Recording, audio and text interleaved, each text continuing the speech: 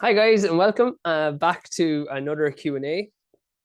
So what we're going to talk about today is got Monica on the call. Obviously my number one pupil in terms of following the follow along training, and did really well again. And someone else had asked a few questions there. So first thing we're going to talk about is like what to do like race wise once you've like done your kind of main race. I'm trying to look back to where oh yeah, so I hope you don't mind me saying this, Monica. She ran a PB again and for a half marathon of almost 4 minutes, so 1:36, which is unbelievable. Headwinds into the last 6 miles, fairly flat course. Had a little left in the tank to run the last mile as my fastest, which is brilliant, Monica. Well done. Thanks very much for the plan. Thank you for following it. It's brilliant. What you ran exercise wise for the next week, just go, I would just saying easy. Like just go nice and easy. Even like Pilates, I'd probably go the easier one. And then spend maybe like do 2 days of Pilates and just kind of easy runs. As we said, if you've had a hard run, for every mile that you've run, you kind of want to be thinking of like a day per mile for recovery. So if you've done essentially a 13-mile run, you're talking like 13 days before your next hard run. So what means is like, yes, we can still do like zone 3 running, we can still do like threshold running, but we're looking at more like easy running for essentially 2 weeks. And the sessions can be like kind of progression runs are great, like kind of filler sessions, I find, like 20 minutes easy, 20 minutes into zone 2, 20 minutes into zone 3, and kind of leave it even like, so 20 minutes easy. You can go like, say, 20 minutes kind of low zone 2, 15 minutes say even to low zone 2, 15 minutes into like high zone 2, low zone 3, and then hold it out there. So a nice little like just gradually picking it up, but capping it at like kind of zone 3 is the highest that your heart rate is getting, or just doing kind of zone 3 running.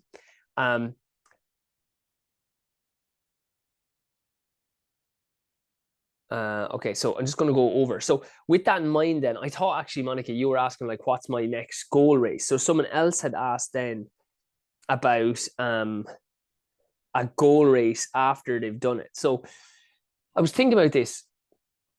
If you've like had what we kind of call like our A race, so that could be a marathon, that could be a half marathon, that could be like a 5K series. So you're like, I'm targeting, like, say, there's a lot of races on around 5K now. There'll again be races on in September, October. There's a lot of different races. So sometimes you generally have like an A star race that you're kind of building up to. If you've passed that race and they're like, what will I do next? I think the best thing to look at is either two things. One, if you've been doing a lot of like longer stuff, I think it's a lot healthier for the body to do like 5K or 10K max, like 5K type work. So my default would be, like, for most people would be to go back towards their 5K work. Okay. But if it was something that, like, say Monica's PB there for the half, she's also PB'd well for the full. Sometimes what you want to look at, so say you might have someone who has a PB for, say, a 10K is a good example. What I would look at is what PB needs most revising. So say if you did a 10K PB, what's good to look at then is, okay, what's my like half marathon or 10-mile PB? Is that very poor relative now to the new PB I've got?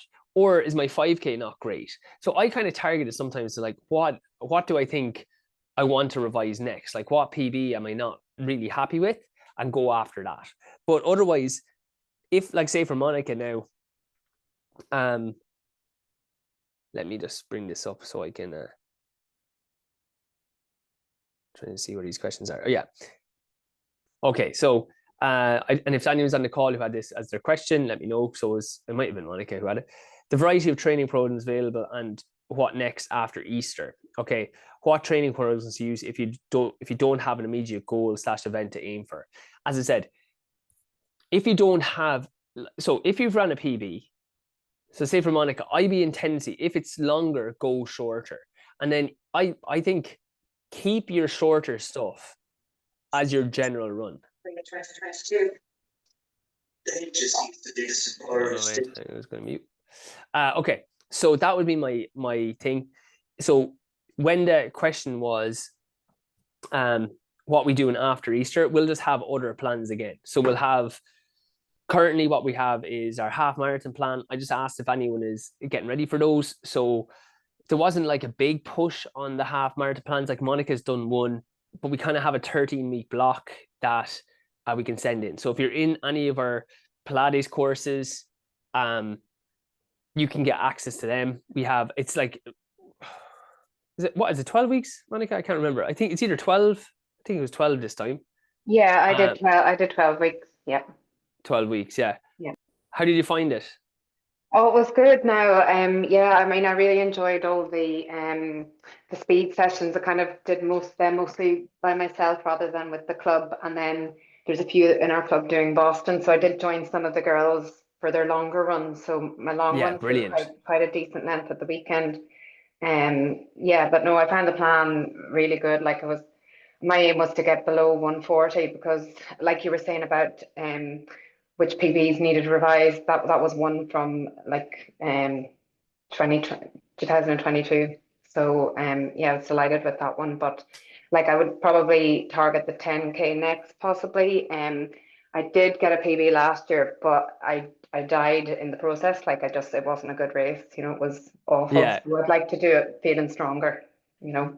Yeah, and like that's what I say, like coming up or down. And for you, you've done marathons. In fairness, like it's been great. Like I do get a good buzz seeing the progress, because like when you came to the Pilates initially, it was more to stay injury free, and you'd had a lot of niggles, and then you got that under control, and then we were able to kind of build, just get back, and then it was like, look, let's do the lactic test, and you were able to do a marathon and kind of revise the 10K time and now the half marathon time. So it's actually, I'd be buzzing just thinking about Monica. So I was delighted. I mean, my history is like I've had 2 stress fractures, and I was told I shouldn't run like at one point. But then when I joined your Pilates, then like I haven't been injured since. You know, doing it consistently. Yeah, and that makes a big difference. I think it's the two things. It's the getting the consistency that the body's healthy to allow it, and then doing the appropriate training for yourself. And what you're doing nicely, Monica, there, just remind me of other people, is once you have an actual structure that you're using. So like say we have our, I wonder, do I have it here just easily so I can see? Sometimes I've brought it up before. Yeah, I'll just share my... Definitely the structure has really helped, and also listening to the body and resting when I should rather than running, and that kind of thing has really helped. Yeah, exactly. And like what Monica's saying there is, even like, if you can see this for a second, once you have a structure, like, so say you're meant to do a long run, well, it's easy. Or say if we know that this is a speed type session, for example, well, then Monica can, like we've talked about, where you can adjust your training session to accommodate that. Like, so if you have a speed session, you just change it as a speed session. Say you're going down with a local club, or if people are doing a longer type run or a progression run, we can just like, okay, we'll bring that into Saturday, or we'll get a long run. So, you know, I think you did that really well. So yeah, I'd be recommending 2 weeks relatively easy, Monica, like just a little bit of progression runs, nothing super hard. And then what we'll do is look for like a 10K maybe in like 2 months or something, and it'd be lovely. Just to drop that back down. But the other question, oh yeah, go on. No, I was just going to say, like, I don't know why, but stupidly I booked a 5K race tomorrow week, and then I've an Oma half marathon like within, you know, like 2 weeks. That was the last question I had before. But would I be able to jog Oma rather than race? Yeah, you could. Look, and look, to be fair, in 2 weeks, you might actually be able to do it again. Yeah, no, I don't know if I'd be afraid to push too hard, but I did a 10K before this half marathon, but I ran it in like 57 minutes. But it was quite nice actually, you know, just going slow. Yeah, it's actually nice. And and it's nice sometimes, Monica, to just be able to take a race in. Like enjoy it. Exactly. You know, where we don't have the pressure of like, okay, I'm pushing as hard as I can. Yeah. Just be careful with that 5K as well. Like just That's all I was going to ask. Yeah, because I would love to get a PB in my 5K this year, but yeah, I might have to rein that one in. when is it? In a couple of days or It's something? tomorrow week. No, it's next Tomorrow week. week. Yeah, look, Next Wednesday. the fact that you have a good aerobic base will help on the like 5K and 10K. We just might need to dial back in, and your body's still going to be a bit stiff and sore. Look, give it a crack. Yeah, I don't think yeah, it'll be. Give it a crack. I don't think it'll give any damage. Especially when you have a lot of strength, yeah. you just won't have the speed to really do harm. And it is in 7 days, so give that a good crack, and then just Okay. jog the OMA one. And then Okay, what we'll do perfect. is just like we did before, and this is open to everyone, guys. I think the thing I like most, Monica, is you're picking out races and then you do follow along kind of pretty religiously, which is good. And that's just for everyone, because if Monica comes up with like there's a 10K on in 2 months, there'll be a 10K close to you in 2 months' time as well, you know. So someone else asked, then I said the variety training prep. So we have our 10 mile half marathon. We'll be starting marathon plans for like the autumn marathons in July. It'd be a 16-week block. If you're getting ready for that, I would just, if it's like I'm doing an October marathon, you should be doing a 5K to 10K block, because it'll keep the speed up, but just keep the long run 90 minutes, 100 minutes, 110, like gradually like creep that long run up, so that you're it's not as big a shock when you're starting to link that up. So if it was someone there, otherwise, if you don't have an immediate goal, do the 5K training. It's one I feel it's more enjoyable because it has some speed work plus some of the aerobic stuff. And just do it. Like just do the 12-week. You don't even have to have it. And the good thing with a 5K is there's park runs everywhere now. You can kind of just jump into a random park run as a very low key race at the end of the, say, 10 or 12-week block that we're doing, as opposed to having to be in like some big race, you know. So hope that answers your question. If you don't have any immediate goal, I would still do that follow along training if I had my lactics. Otherwise, we have weekly training that we put up each week, just like random sessions to kind of follow along with. Okay. Yeah, so that was one of the main good questions that we had. What kind of training? Generally, if you have if you've done well in the PB, think about where the other PBs are that you'd like to revise as just something as a challenge. Or if it's like you're doing a lot of longer stuff, they have to be considered like your kind of A-star races.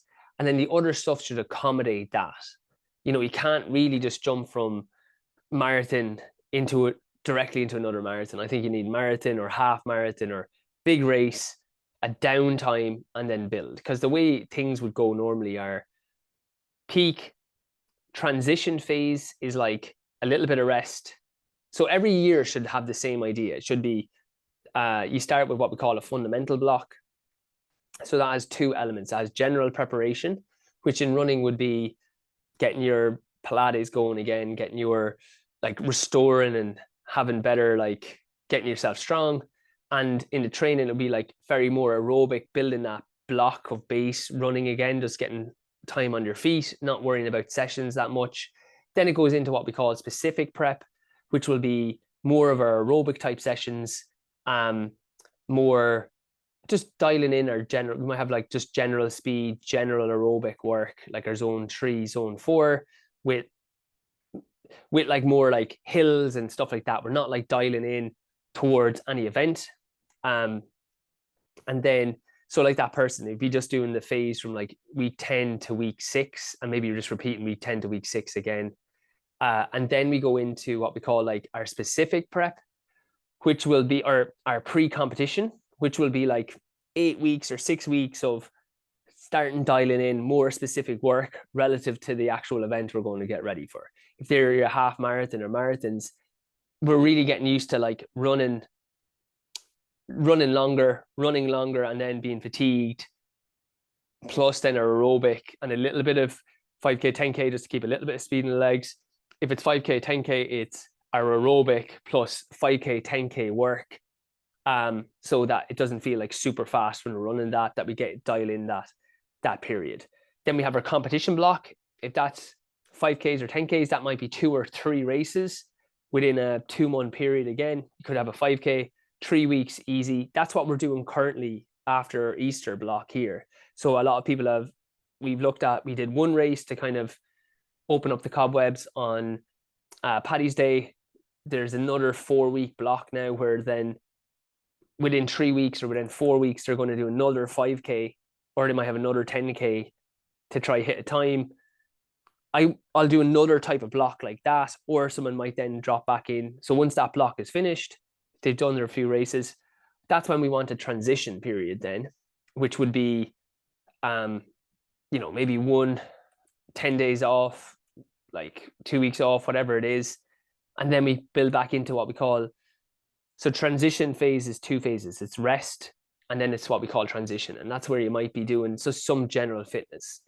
For me, what I would do that in time is like, that's when I'm on holidays, or you might go swimming. So I'd like jog down to the sea, then the place where we go, and I'll swim for like doggy paddle around the place for 30 minutes and then hop back out, run home a mile as well. Or you might cycle, or I might be doing a bit more yoga, or I did boxercise one time, like sparring and stuff.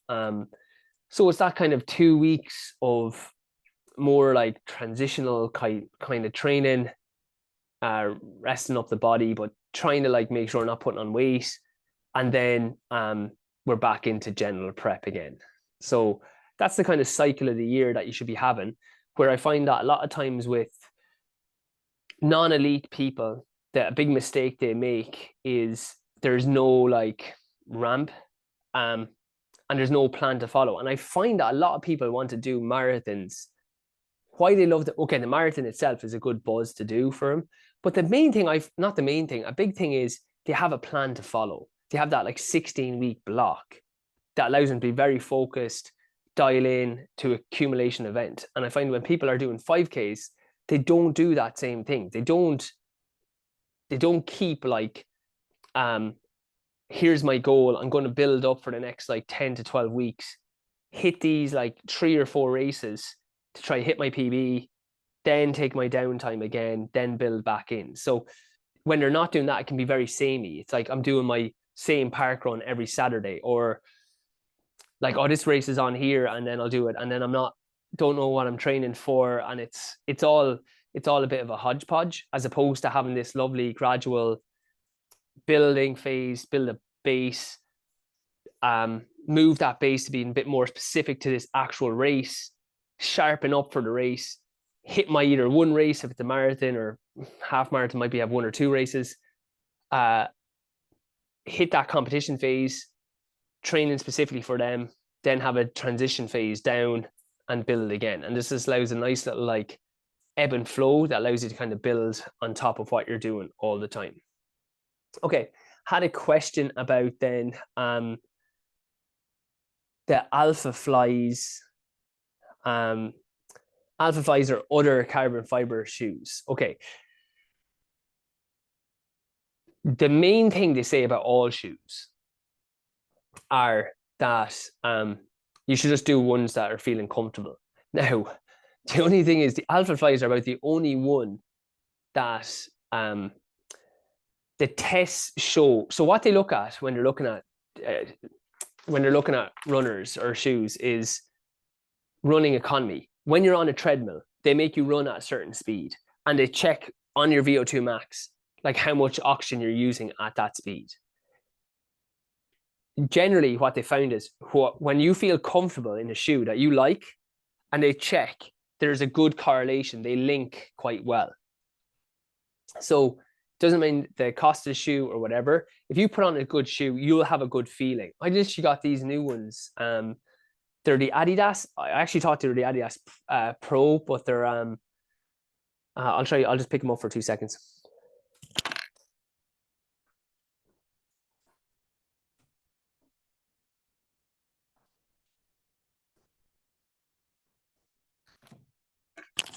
Just got the 3 shoes that I use, so I'll show you. Okay, so if you like, what you're looking for your shoes are, do they feel comfortable? So That's what normally found, except for the Alpha Fly. The only Alpha Fly is the one where people say it feels horrible, but they're still running economy is better. That being said, a lot of the top guys still don't use the Alpha Flies. They use the Vapor Flies when they're running. If you see in the races, even though they're giving the Alpha Fly a lot. But what the studies show is that the Alpha Fly does have good running economy, that people are able to run faster. But all the carbon fiber plated shoes are basically the same. The Asics ones seem to be very popular. For anyone who isn't sponsored, they're using the Asics. I never was a big fan of Asics. I still go with the one that you're that just go on how it feels. So these are the ones I use. They're my my Pegasus. I use these running. I usually like a wide fit because your toes can go in, especially as you get older. Your arch can start to like flatten a little bit. So it's nice if you go for like a wide fitting shoe, or go for a shoe that's like half an inch up. So I was like size 10 UK, and now I wear a size 10 and a half, or I go for a wide fitting shoe. Okay, so again, it was just the one that I feel comfortable in. Then wait for like Black Friday. I've bought like, I don't know how many pairs of these, crazy amount. Because when they're €60, they're not going down. Then, so I'll wear them just normal running. These are the new ones I have for progression runs. So I thought these were ones, what are they called? I don't know what the hell they're called. Oh, SL2s they're called. Adizero SL2s. They're nice and wide at the base here. Again, when I put them on, I ran a little bit. I was like, they feel class, and they do, and I still think they feel class. Okay, they don't have a carbon fiber plate sole in them, but they have the foam. So what I like to do is wear these at least once a week for like progression runs or easier type of runs, because with the foam, it's still a little bit chunkier, so I'm getting the idea of the carbon fiber plated shoes, but there's a little bit more giving them. Yeah, so I really recommend these SL2s if you're doing kind of some of your longer stuff. If I'm doing two workouts in a week, I'll wear these for one workout in the week, and then I will wear my carbon fiber plated shoes, and these are the ones. So I have a pair for racing. These are the Vapor Flies. So they have a carbon fiber plate in the middle, and then that foam is either side. One there. Okay, so what it does is, see the way now I'm going to press. I'll just move this back, see if that works. Yeah, there we go. Good. So when I take, let's say, so if I take this shoe, can I believe I do my own camera work? This might work. So I'm going to press this. See how much that I'm pressing hard in compared to that. So if I put the same pressure through, you can see how much that one moves back in, because the carbon fiber stops that. So then that's going to like store a lot more energy. So when I hit the ground in a race, it's with the carbon, it bounces and pushes me through. So when you hit, it just bounces through. Where when I hit this, because it can lose a lot of the force, say through, that goes into the ground, that goes away. Now, you don't want to be using them all the time, but you need to be kind of, if you want to be doing your best, look, if you had it, you're like, look, I'm not paying that much. Just bring them out maybe 2 or 3 weeks before you're racing, just to get used to them, because they're narrow as well. So they're not that comfortable on your feet. But realistically, you need to be training a little bit in your carbon fiber plated shoes. Which one you have, I would just generally go on which ones feel good. If you can go to a shop, put them on, run a few, like run up and down a little bit. It won't take you long. Your body will go, these ones feel good, go with them. As long as they have to have a carbon fiber plate in them if you're racing. And then you want to be training at least once a week in them. Why is that? They use different muscles than the other ones. The other shoes, because they compress so much, they're going to use the calf way more. Okay, so the calf has to kind of push me off more, because when I hit, the force is going out of them, and then I push forward. The carbon fiber ones, the foam and the carbon fiber like take a lot of pressure off the calf. So the quads and the hamstrings are working a lot more. So I see a lot more like upper hamstring issues because of the carbon fiber plated shoes than I ever saw before. Never really saw a high hamstring tendinopathy in running, to be fair. And now it's like one of the main injuries I see. So you need to practice a little bit wearing them. The first time I had a pair of carbon fiber plated shoes, I didn't wear, like, they were 250 quid. So I was like, I'm only saving these for races. And I wore them just in the race. My quads were in bits for about a week afterwards. And I never had quad soreness. So obviously, it'd be like calves might be a little bit tight. But it's like, because it was a brand new, brand new shoe for me. It was a brand new, like, muscles being used in a way that never been used before.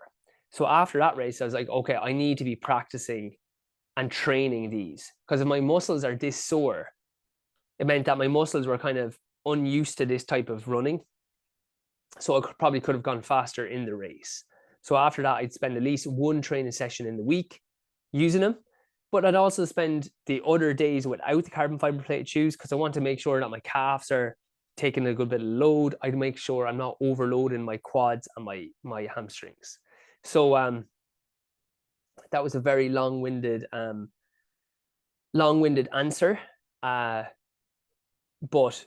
do whatever carbon fiber plated shoe you want to just do it on what feels the most comfortable. The Vaporflies and Alphaflies, people don't like the Alphafly, but apparently that's the only one that bucks the trend of, even if they feel awkward, you're meant to be running faster in them. I still don't believe that, to be fair. I still think from the older research, it was whatever ones felt the most comfortable were the most efficient as well, that you were running the best in. When they looked at like the VO2 max oxygen uptake at a set speed. Excuse me. Then practically for training with that, then you want to have your normal runner, no foam, just a normal runner. Again, do that whatever feels comfortable. If you're getting a little bit, like I'm 38, nearly 39, so if your arch will start to flatten as you get a little bit older, go for a wider based shoe at the top, or go for a shoe that's slightly bigger. Otherwise, your toe will start to kind of buckle in a little bit. If you're getting ready for a race, do wear the carbon fiber plated shoes at least once a week in training, and then try not to wear them for the other session. And ideally, something like the Adidas SL2s that maybe have foam. The other one you could use is the Saucony Endorphin, I think it's called. The lads have it. It has a nylon plate in it, so it's less severe. And it's kind of like a halfway house. And I think that's a good idea. Okay, anybody have any questions on that, or any comments of what they're doing? Owen, it's Teresa here. Hey Teresa, how are you? Not too bad, thanks. I did the Barcelona marathon there recently. It went well. I kind of PB'd by a few minutes. The only thing that was just over a week ago, and I have the Dublin half this weekend now coming. And I have a few niggles at the moment. You are a glutton for punishment.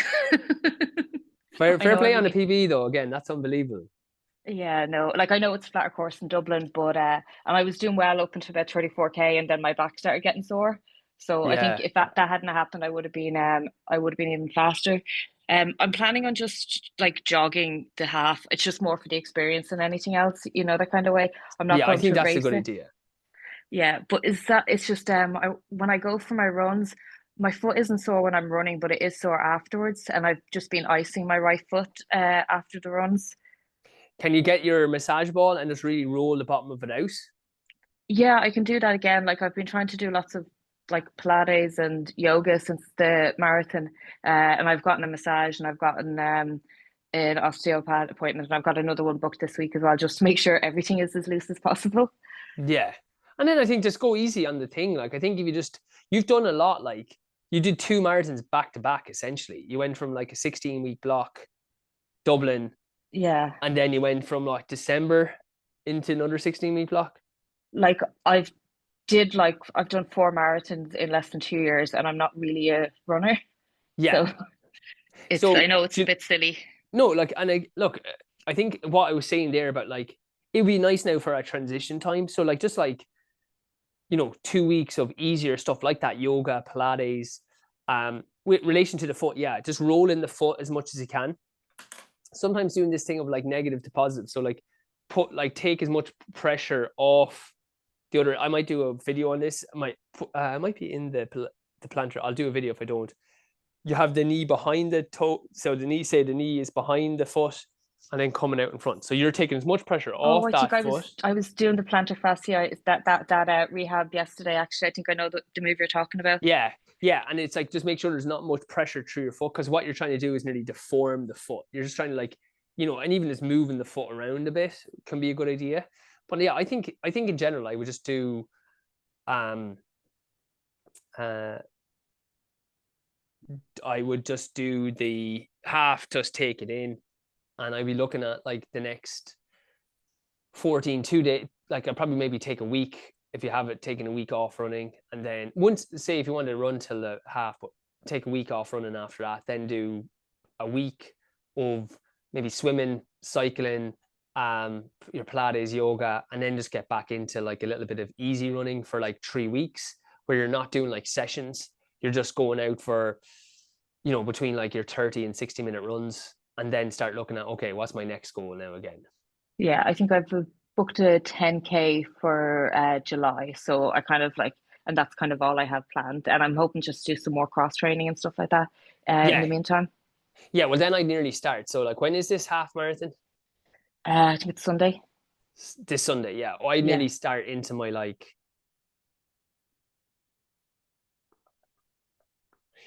I'd nearly start into like an either rest. So I'd take every second rest day, and then on the Sunday can be a half marathon. And I'd stay then going like, I go rest until next like Wednesday. And then after that, I do like cross training for another week. Cycling, swimming, that would bring you up to like, say, the 6th of April into the kind of like 9th of April. And then I would do maybe like another week from the 9th to the 16th or the 20th of just like easy running, 60 to 90 minutes. And then that gives you, say, 1, 2, 3, 4. When is it in May? Oh no, the 10K I have isn't until like July. So like, sorry, I'm not in any rush. That's perfect. That's perfect, because then we can have a nice little build back into that. Yeah, I'm going to try and do your proper training, because I know I have from previously all the training blocks you had for the 5 and 10K, so I can go back and look at them. Brilliant. Yeah, and they all just say like 10 weeks out or whatever. So just get into that general block, and if you're unsure, just let me know. We might just let me know that date, and we can kind of have a few new training sessions to kind of target towards it. Oh yeah, no, that's brilliant. Thank you so much for that. Brilliant. I appreciate it. No Take problem. Care. Well done, Teresa. Okay, the last question then is, what should my training be for a Riga half, which is on the 18th of May? I missed a lot of speed sessions in the lead up to Malacca due to sickness, which is a half, and injury. I know I can do a better time. Would love to do about 1 hour 50. Okay, and they did kind of 1 hour 59. I would guess, I won't say her name because she's not here, but I would just get a lactic test. Let us know where you are, and we can set that up. And then I would just follow along the same plan, like Monica ran like 134 on that plan. The great thing is when we have your lactics and we have your heart rate zones, then it's just on time. So it's much more specific to you, and it kind of and adapted, especially if you're getting like sick and injured. A lot of times people can be pushing to get like pace or distance done. And you can get the distances, like say if Monica's going out for a longer run, which is always a good idea for your halves with people getting ready for a marathon, no problem when it's just easy running. But generally, I think the key thing you want to do is get consistent. Make sure we're not missing our Pilates, make sure that we're doing training that's like appropriate for you where you're at. And I think you'll see big improvements, oh, thanks a million, Lindsay. If you have any questions yourselves, guys, just throw them in now if you want me to answer anything. But like main thing people do is they think they need to like, they're pushing constantly in training rather than be where they're at. You need to accept where you're at rather than where you'd love to be. because sometimes it's like, oh, well, I want to be able to run this time, so I need to be running the pace of that all the time, or I need to be upping my distance to that. And like that overreaching causes injury or causes sickness. Where if you go, this is where I'm at, we're going to do it on time and effort. And say Owen might be able to do 2K in 7 minutes when he's doing, and he can do 5 of them. I'll do 1 mile. I'll do 1500, 1.5K in the 7 minutes. But I'm getting the same stimulus. We're hitting the same zones. Owen's just covering more distance because he's fitter. But over time, I'll get better and I'll get faster, but I'm doing it within my actual ranges. So that's why I like to do time as well. Like 90 minutes for me, or someone might be like 14 miles. 90 minutes for someone else might be 10 miles. But we're both out running for 90 minutes, which is a long time on your feet. So yes, we'll build up to it more with the half, but I think coming into a race, being fresh, having trained appropriately for you, then the race is the big effort. The race is the big thing that you get up for and you do, as opposed to people who are always overreaching, and then the race is like another overreach, and it can be kind of harder rather than being able to be kind of building up for it and then maybe surprising yourself in the training. So yeah, let's get on to the train. If you can, if you're listening back to this. Okay, brilliant. Just going to answer this. So that was a question there. So someone has like, they're lacking cartilage in both knees, so it's bone and bone, and running less. I'm doing a lot of strengthening the glutes. Yeah, brilliant. Backwards. Do you have access to, I won't say it is in case you don't want me to, do you have access to a gym? Even if the gym has a sled, backwards walking can be great for that, just to strengthen up around the knees. And you're doing well on the glutes. Yeah, brilliant. Yeah. Does it have a sled? Does it have a...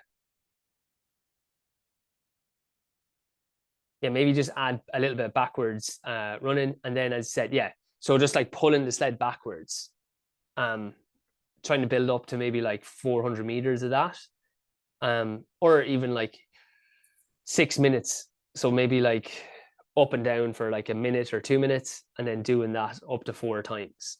It'll just build a lot of strength around the knees that can take pressure off the cartilage. Yeah, yeah.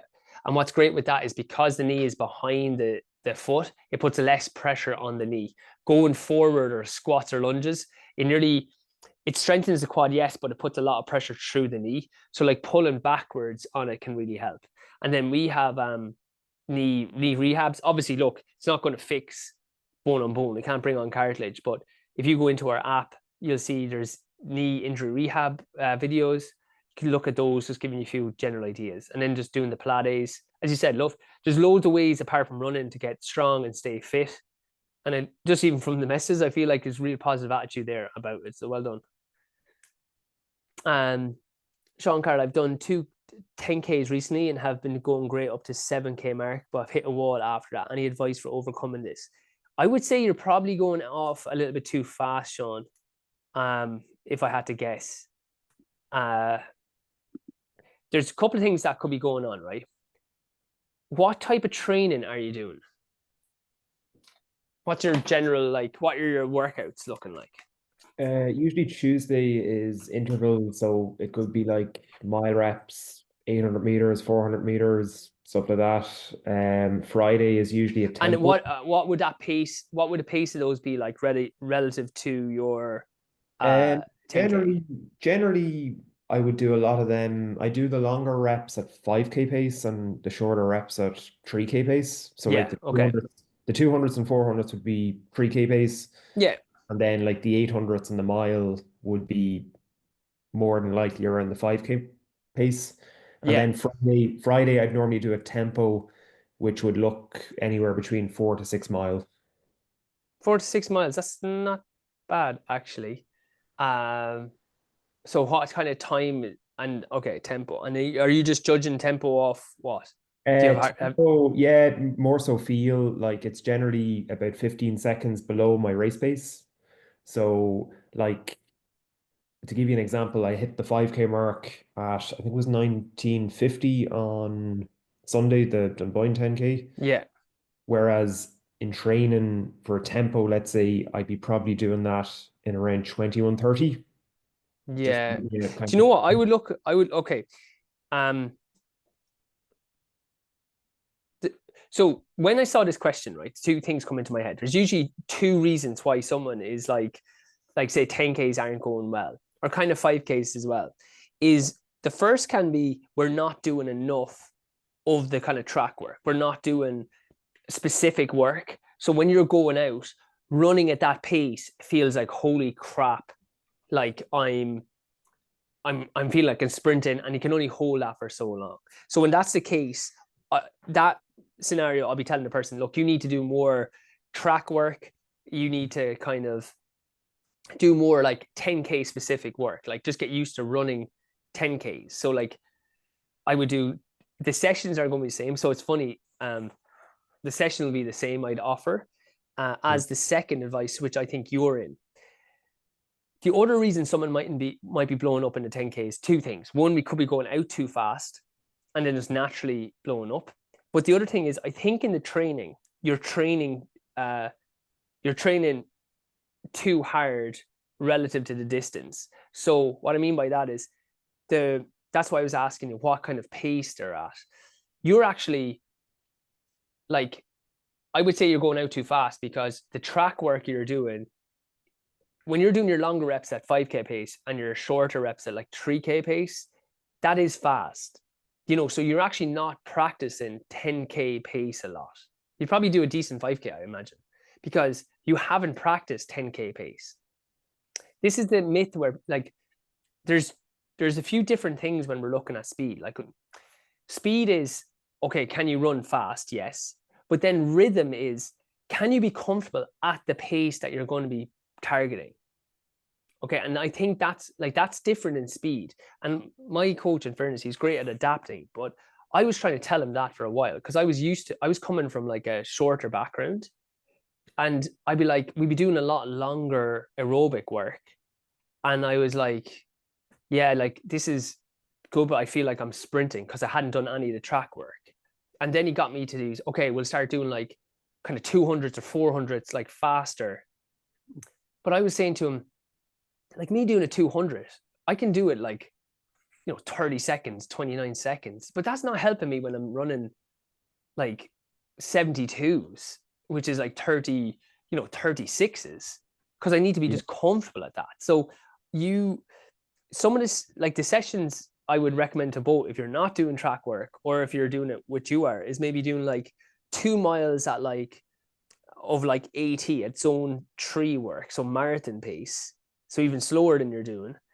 Then do 10 by 400 off, say, maybe 45 seconds at the 10K pace you ran, Sean. Yeah. So not even, I see it, Teresa, and not even what your target is. But you could look roughly at, like, say, a 40-minute 10K pace. Then 2 miles at threshold. So 2 miles at zone 4. So bring up the bulk of what we're doing. And we still have the, like, you're getting some running in there. Now, I would do that maybe once a week, once every 2 weeks. I'd still maybe go do my track session of the 3K and the, for the club session. The other thing then is I would look to get a lactic threshold test, because we should be dialing in, like, what is zone 3, what is zone 4. My tendency is, if you're blowing up at 1950 but running 21:30, your threshold is way too hard. So what you're doing is, remember, the 5Ks, 10K stuff is very aerobic. But and then as we go faster, we go into anaerobic. So if you're running fast in threshold, but it goes above aerobic, rather than build up the aerobic and get this bigger, what you're doing is getting better at working in this zone. But working in this zone can only last for a certain amount, unless you start going back to like 800 meters, because it's just unsustainable to run fast anaerobically for an 10K. It is going to come back down to here. Yeah. Okay, so I think there's two things I'll be looking at is invariably then you probably went out too fast for what you have. Is again, because if you're used to doing 3K work, 5K work, going out at 10K pace at the start of a race will feel really easy. So you're probably like, I feel good, but it's because you have a lot of kind of speed in your legs, which is not a bad thing, but it needs to be modulated with, you have a lot of speed in your legs. You're not doing enough training at like running at 10K pace. Like, even like 5 by a mile of 70 seconds, 75 seconds, or 90 seconds, say, at 10K pace. That gets you ready for a 10K. Doing reps, 800 reps at 5K pace doesn't get you ready for a 10K. Gets you ready for a 5K. Yeah, and it's funny you should say like for the first 7K, I felt great. Like 1, 2, 3K, 4K, 5K, etc. Up to 7K felt great. Wasn't really tired, and then it was like hitting a brick wall. And then, like my pace dropped from, I was kind of averaging around 358, kind of 359, and then it went down to 415, and I was just holding on at the end. Yeah, and you're probably able to kind of rally a little bit, but that's because you're at a pace that like you're comfortable at, kind of your anaerobic aerobic ratio that probably would be good for a 5K. Yeah, I'd probably try to jump into a good 5K if I had one recently, because you'd probably PB. Not a bad idea. Honestly, in all seriousness, like what you're saying, I'm thinking what you've done will probably really help on a 5K at the moment. Streets of Kilkenny's coming up in 3 weeks. Might be a nice one. It's sold out, but you might see there might be a chance of getting in. Yeah, I'm from Kilkenny. I'll chat to the lads. I'll try to see if I can fandangle a ticket. But yeah, if we have that, wait, one's a second there.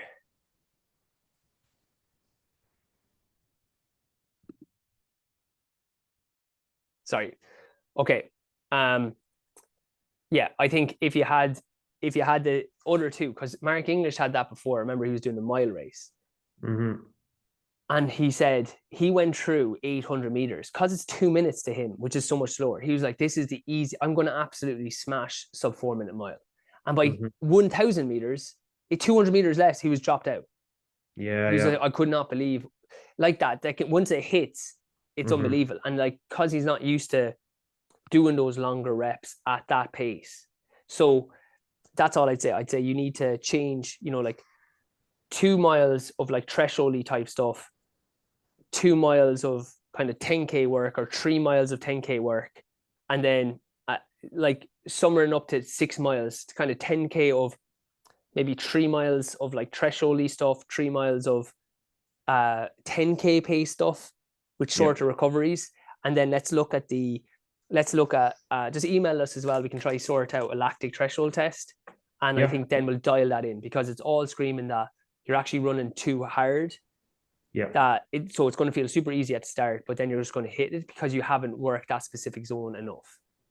But definitely jump into a 5K. I think you'll do really well. Yeah, sounds good on. Thanks, brilliant, Sean. I really enjoyed that. If people want any more of that, or if you have stuff like that, Sean, or if you have other ones you want to come on again, Sean, I love that. I think that's the best interaction. So thanks so much. Thanks a million, Owen. Great. See you guys. Thanks again. See you, Owen.